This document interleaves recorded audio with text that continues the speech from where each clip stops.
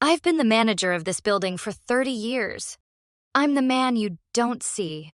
I'm the quiet presence in the lobby, the one who knows the plumbing, the electrical, the finances, and most importantly, the residents.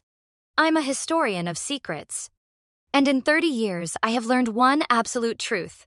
Real power never, ever has to raise its voice. The loudest residents are always the weakest. They are the ones terrified of being exposed. I'll tell you the end of this story first because the beginning only makes sense once you know the destination. The end wasn't the screaming match you might expect. It wasn't a dramatic explosion. It was silence. The end was Mrs. Valerie Lawson, a woman who used to treat this lobby like her personal throne room, standing on the curb. Not under the canopy. Out by the street. She wasn't waiting for her private town car.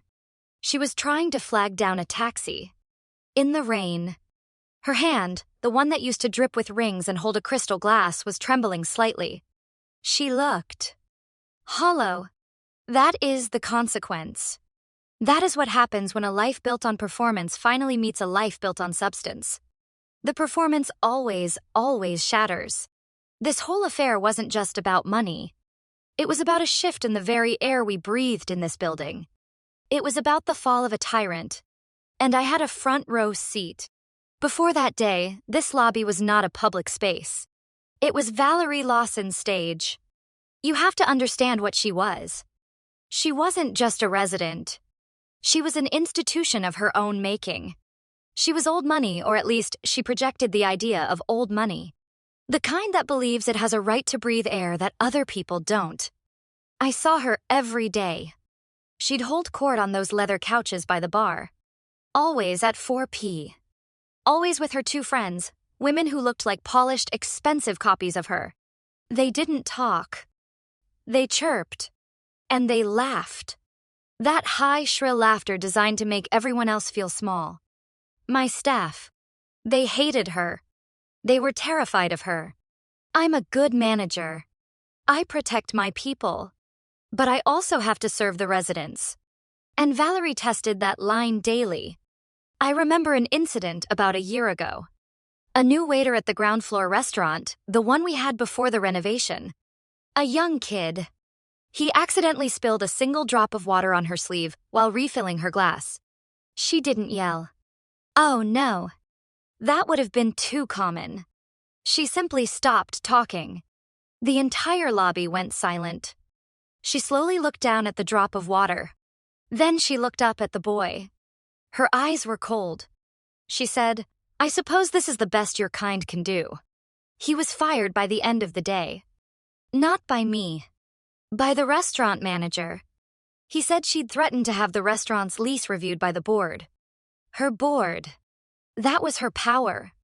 It was the power of intimidation. It was a paper dragon. It looked terrifying, but it was hollow. Here's the first typical error I see people like her make. They believe their status is permanent. They think the rules of courtesy and decency don't apply to them because they sit on a committee or have a certain last name. They forget that respect is a currency. And if you only ever make withdrawals, your account eventually runs dry. I knew her niece, Miss Clare. The other Miss Lawson. She used to come here. Years ago. She was different then. Quiet. Small. She always looked like she was apologizing for taking up space. Valerie claimed the girl used to beg her for rent money. I believe it. I remember seeing Clare once, standing right where I'm standing now, by the reception desk. She was waiting for her aunt. Valerie was late, of course. Always make them wait. Valerie swept in, saw Clare, and didn't even stop. She just said, "Oh, you're here. Wait outside. I don't want you making the lobby look cluttered."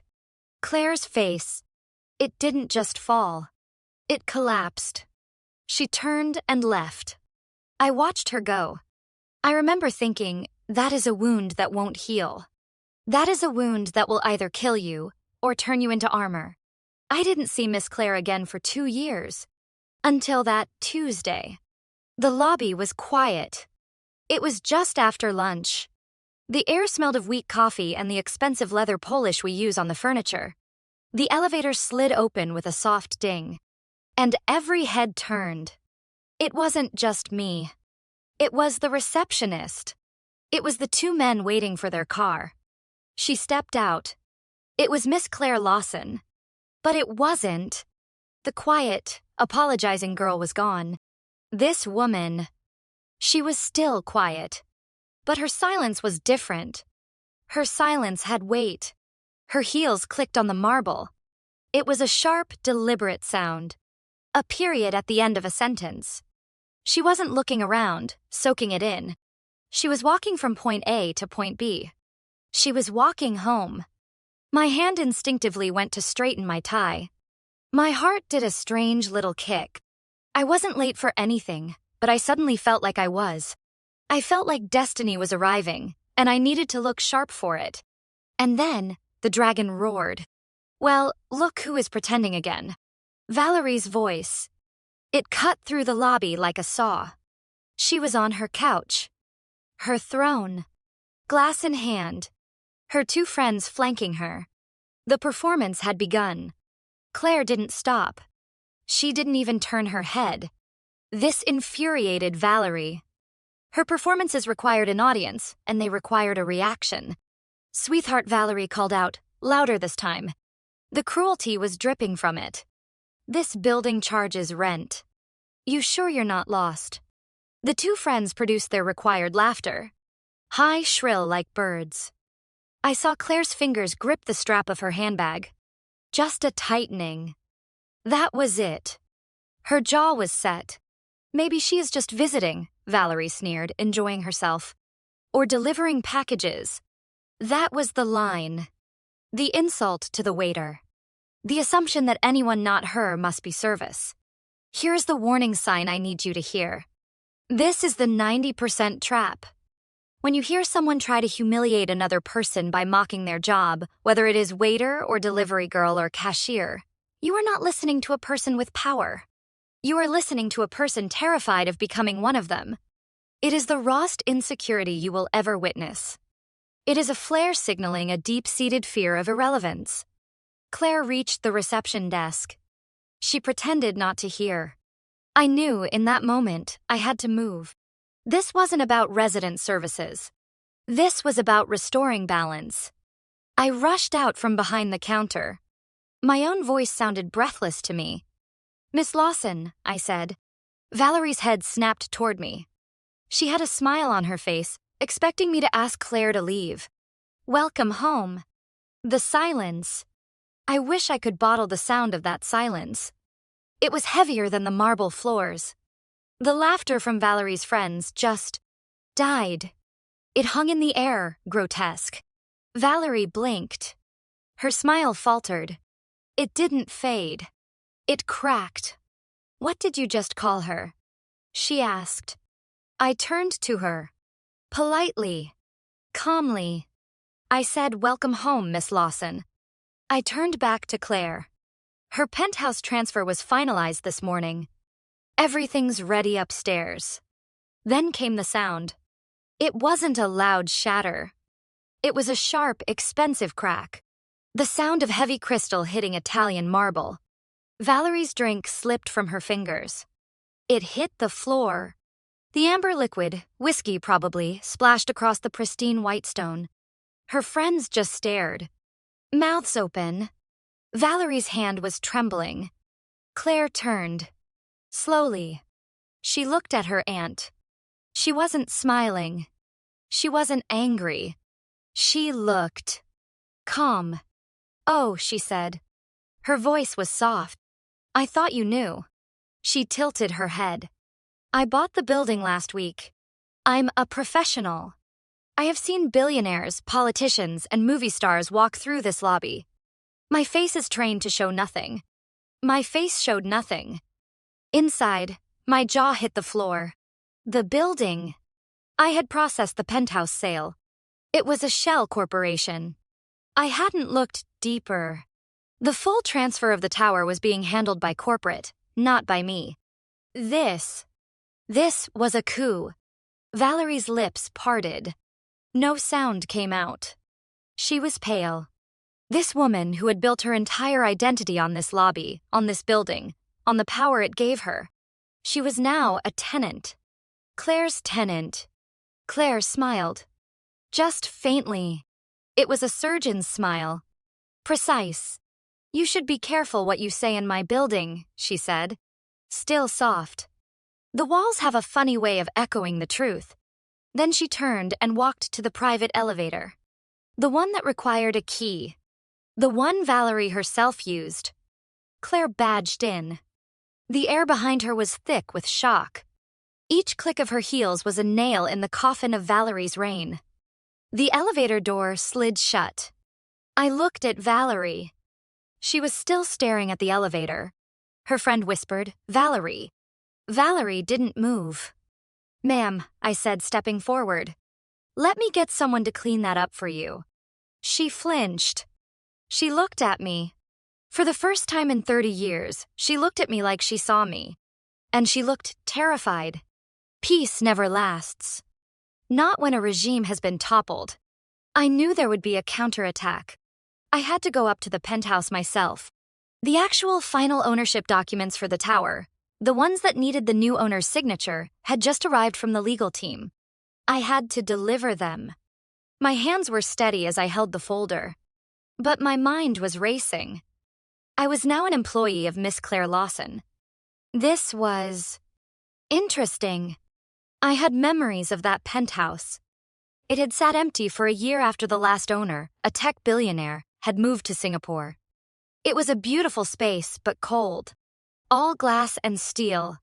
I wondered what she would do with it. I rode the private elevator up. The hum was quiet. When I arrived, the door was slightly ajar. I could hear voices. I stopped. I'm a manager, not an eavesdropper. But I could not, in good conscience, interrupt. It was Valerie.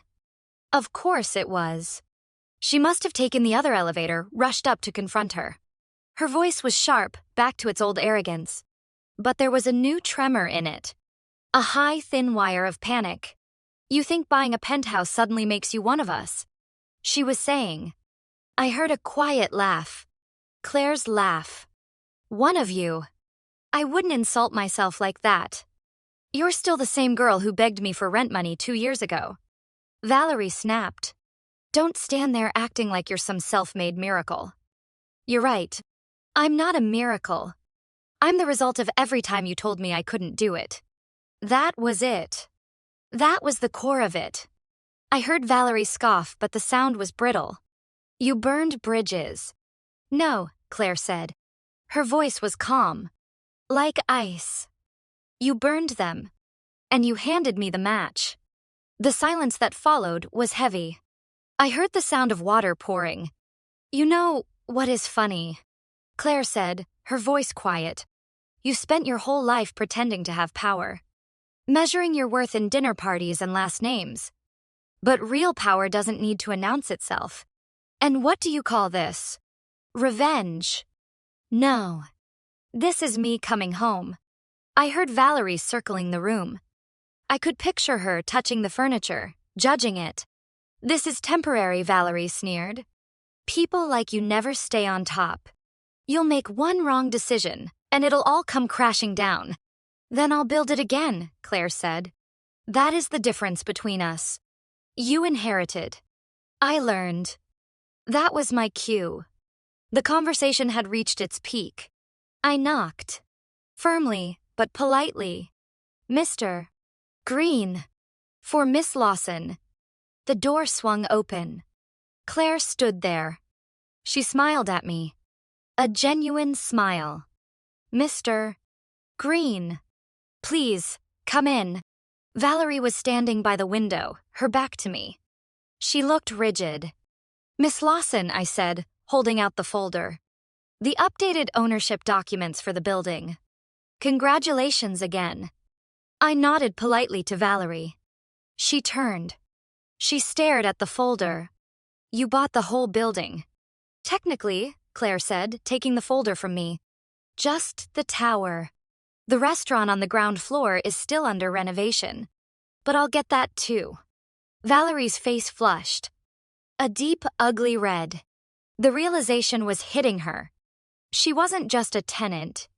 She was a tenant in a building owned by someone who knew her every single secret. "Do you have any idea what you're doing?" She hissed. "You're playing with things you don't understand.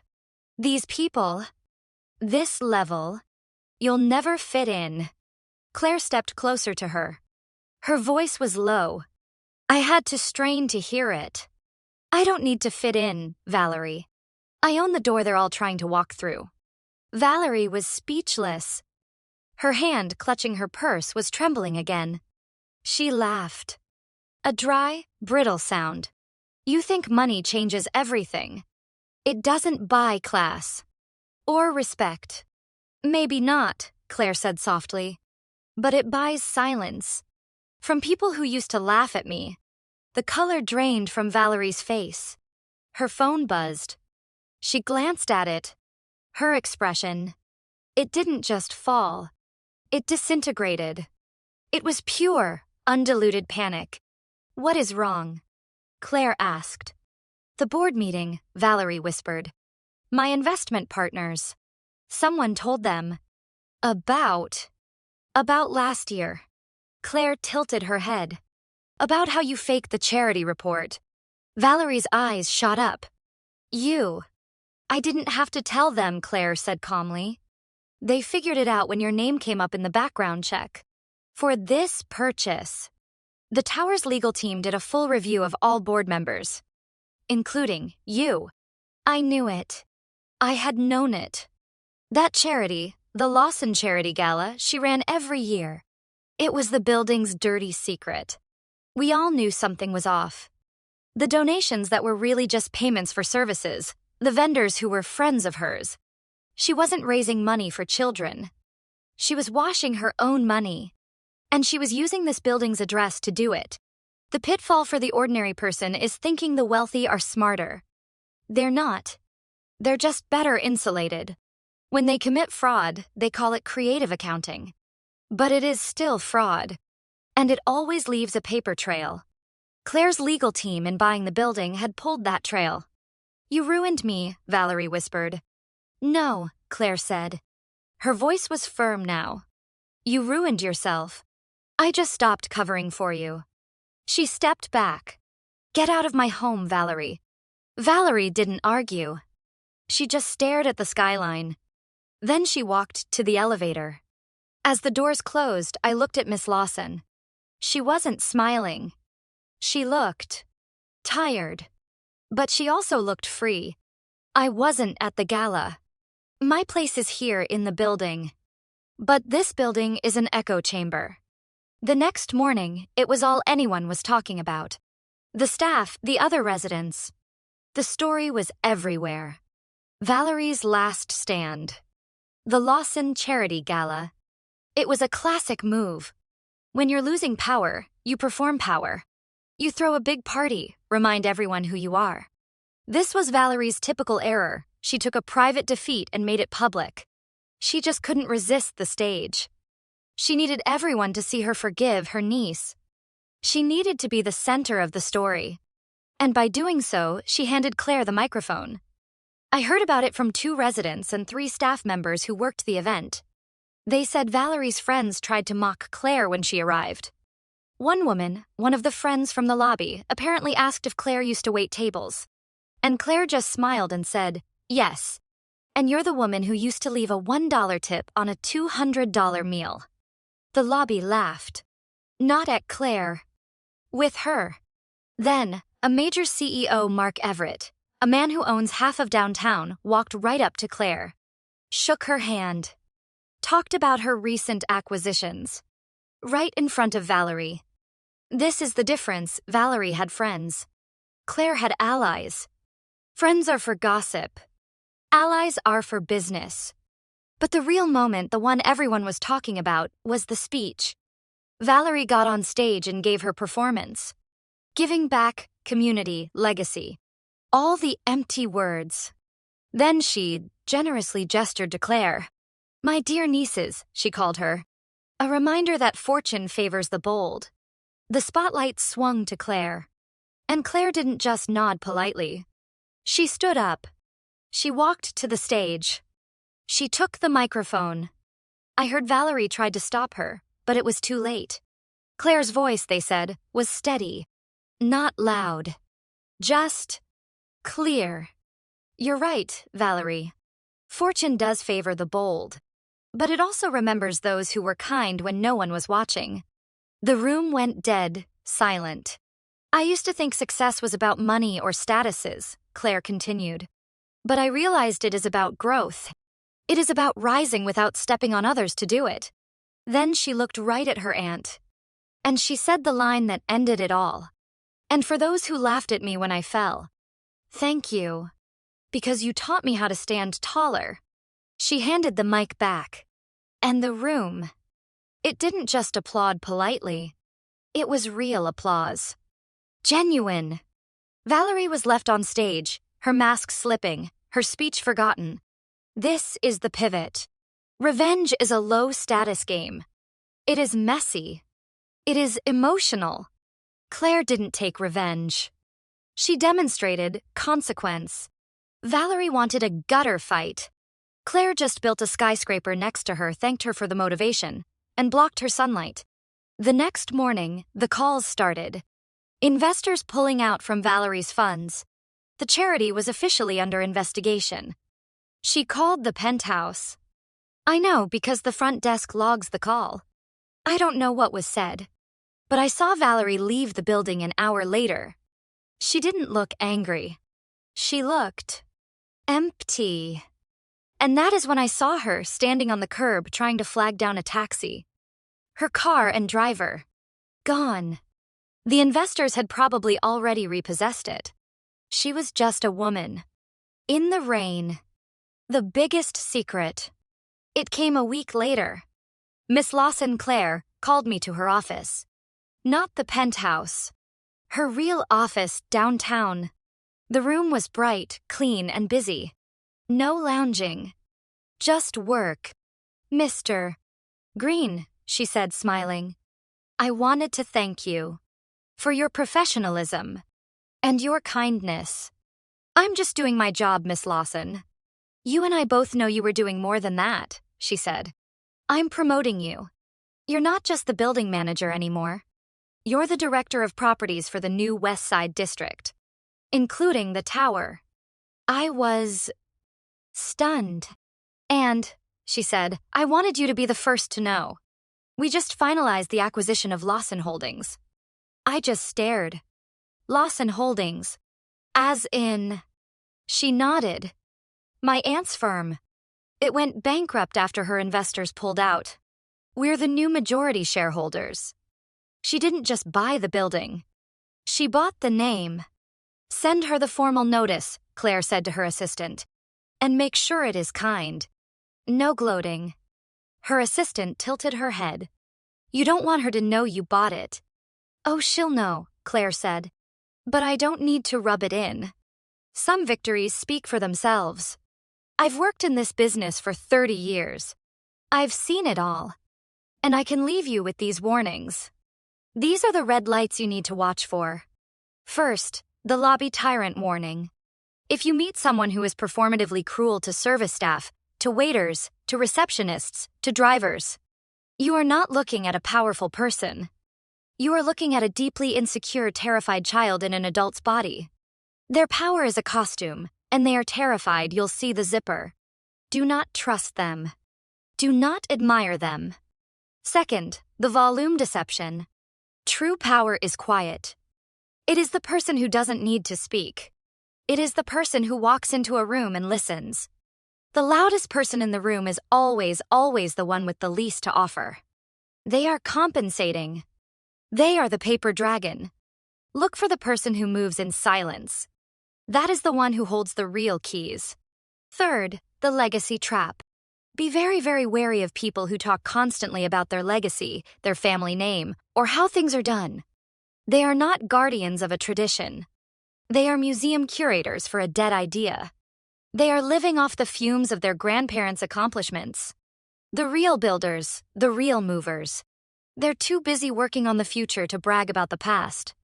I walk through this lobby now, and the air is different. It is lighter.